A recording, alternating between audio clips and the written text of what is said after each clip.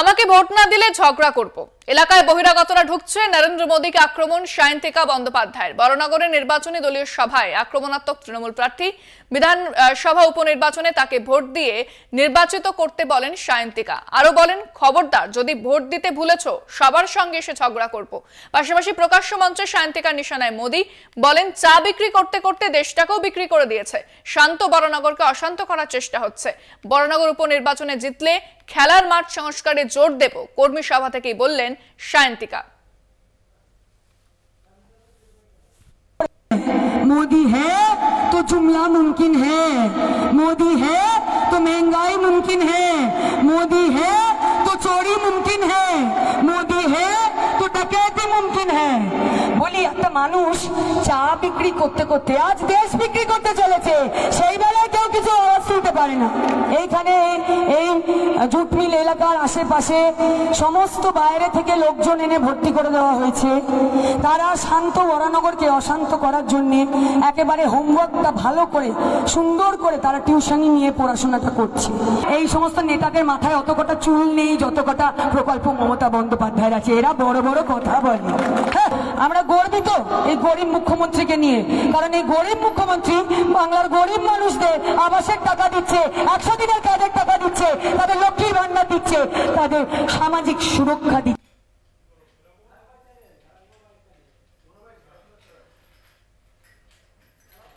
এবারে ঢুকবে, একটাতে ঢুকবে, পি হলো সৌগত রায় জিতে গেল, আবার বেরোবে, স্লিপ নেবে, পাশেই আরেকটা খোপ বানানো থাকবে, ওখানে ঢুকে পি জোরে করবে, জোড়া ফুলে ভোট দেবে, নিয়ে আমায় নির্বাচিত করবে। খবরদার বলেছো তোমরা আমায় ভোট দিতে বলে দিলাম, সবার কাছে এসে ঝগড়া করবো আমি।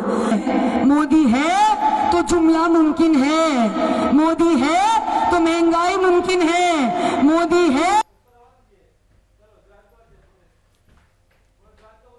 বিস্তারিত কথা বলবো, ফোনে রয়েছেন প্রতিনিধি জয়ন্ত মজুমদার। জয়ন্ত, সায়ন্তিকা বলছেন যে তাকে ভোট না দিলে তিনি সবার সঙ্গে এসে ঝগড়া করবেন। যে সায়ন্তিকা বন্দ্যোপাধ্যায় কিন্তু মঞ্চে কর্মী সভা ছিল এবং সেই জায়গায় দাঁড়িয়ে কিন্তু তিনি হুঙ্কার দেন এবং তিনি বলেন যে ভোট না দিলে সবার সাথে এসে ঝগড়া করবো।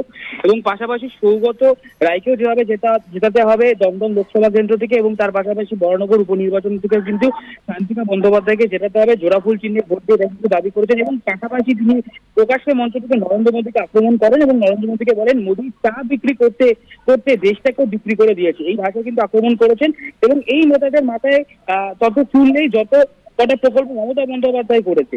এবং এইভাবে কিন্তু সায়ন্তিকা বন্দ্যোপাধ্যায় কিন্তু আক্রমণ করে বসেন এবং তিনি স্পষ্টতই দাবি করেন যে তিনি কিন্তু এই বড়নগর উপনির্বাচনে জেতার বিষয়ে কিন্তু 100% আশাবাদী এবং তিনি সমস্ত মানুষের ভোট পাবেন। ধন্যবাদ জয়ন্ত। কথা বললাম প্রতিনিধি জয়ন্ত মজুমদারের সঙ্গে। আমাকে ভোট না দিলে ঝগড়া করব, এলাকায় বহিরাগতরা ঢুকছে, নরেন্দ্র মোদীকে আক্রমণ সায়ন্তিকা বন্দ্যোপাধ্যায়ের। বড়নগরে নির্বাচনী দলীয় সভায় আক্রমণাত্মক তৃণমূল প্রার্থী। বিধানসভা উপনির্বাচনে তাকে ভোট দিয়ে নির্বাচিত করতে বলেন সায়ন্তিকা। আরো বলেন, খবরদার, যদি ভোট দিতে ভুলেছো সবার সঙ্গে এসে ঝগড়া করব। পাশাপাশি প্রকাশ্য মঞ্চে সায়ন্তিকার নিশানায় মোদী। আরো একবার শুনুন ঠিক কি বলেছেন সায়ন্তিকা বন্দ্যোপাধ্যায়।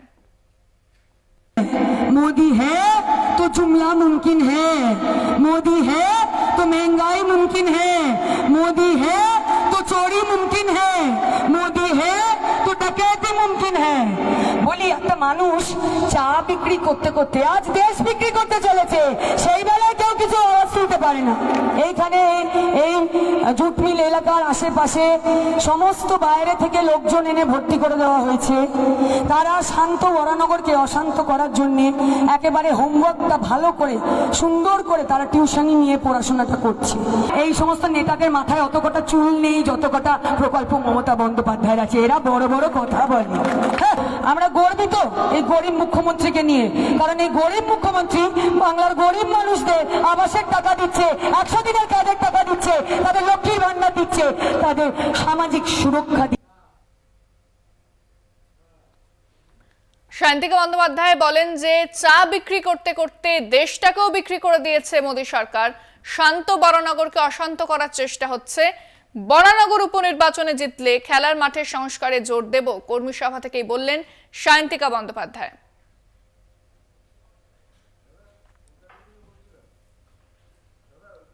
তিনি বলেছেন তাকে ভোট না দিলে সবার সঙ্গে ঝগড়া করবেন, এমনটাই বলেছেন সায়ন্তিকা বন্দ্যোপাধ্যায়। বরানগরে কর্মী সভা থেকে এই বার্তা।